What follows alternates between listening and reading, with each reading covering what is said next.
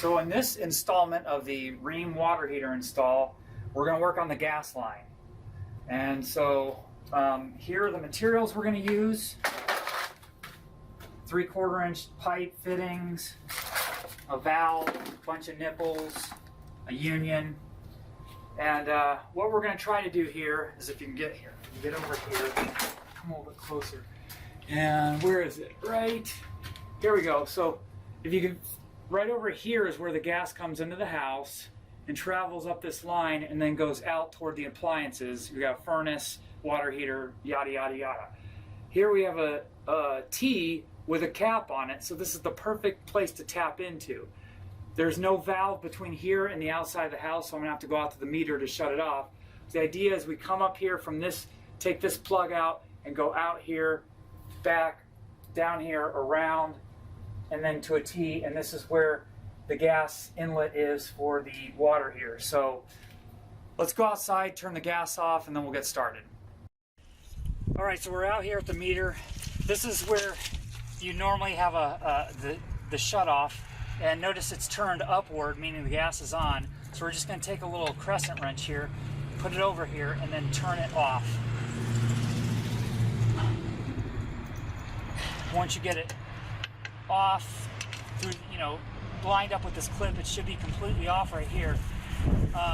What I did was I shut off the furnace and I shut off the water heater, and we're going to attempt to bleed the gas line before we disconnect it. We'll bleed the gas line through the stove by turning turning the burners on and bleeding the gas line through there. Okay, so gas is shut off. We bled the gas out of the lines.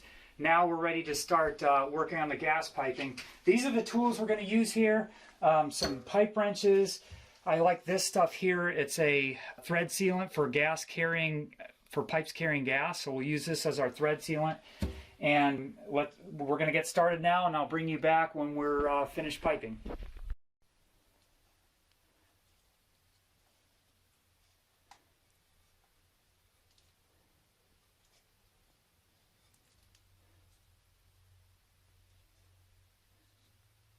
Find it.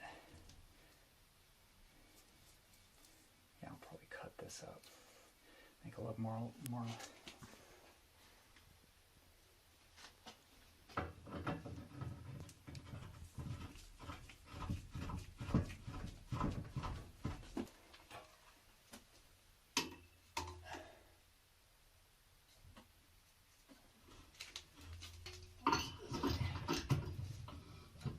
Oops, no, am I going?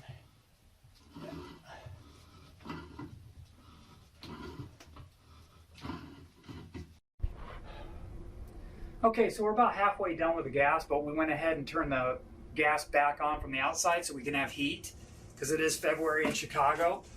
I was able to get the plug out of the T here. We went 3/4 inch all the way over and up and back behind here, and then put in a valve. The valve is now shut. So we were able to plumb in enough to get to the shut valve, and now we're going to go ahead, and then we turned the heat back on, or the gas back on from outside. Now I'm going to go ahead and test. Now I did the initial sniff test to know and listen test to know that I don't hear hissing, I don't smell gas, so we're probably okay. But now I'm just going to spray all these pipes with this. Well, you could use soapy bubble water, or this stuff I bought, gas leak detector. It's like $1 at the store. So I'll just spray all the joints with this. Try not to get it in my eyes.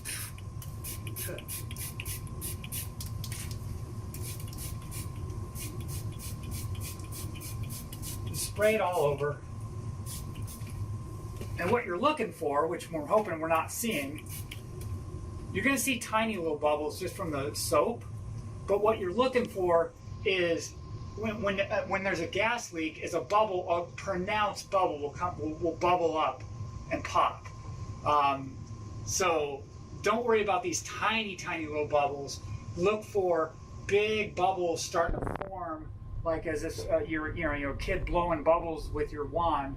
They should be pronounced and large, and they should grow. And so far, we're pretty good. I mean, I used a lot of pipe dope, and I wrenched these pipes pretty hard, so I know we don't like messing around with gas, so.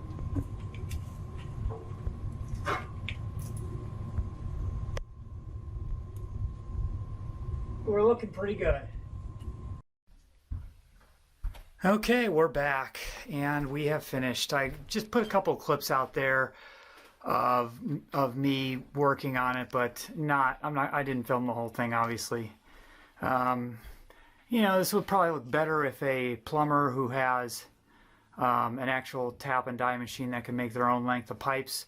But, you know, for being at the mercy of what the big box store sells, this is passable. It's all 3/4 inch going into the gas inlet there.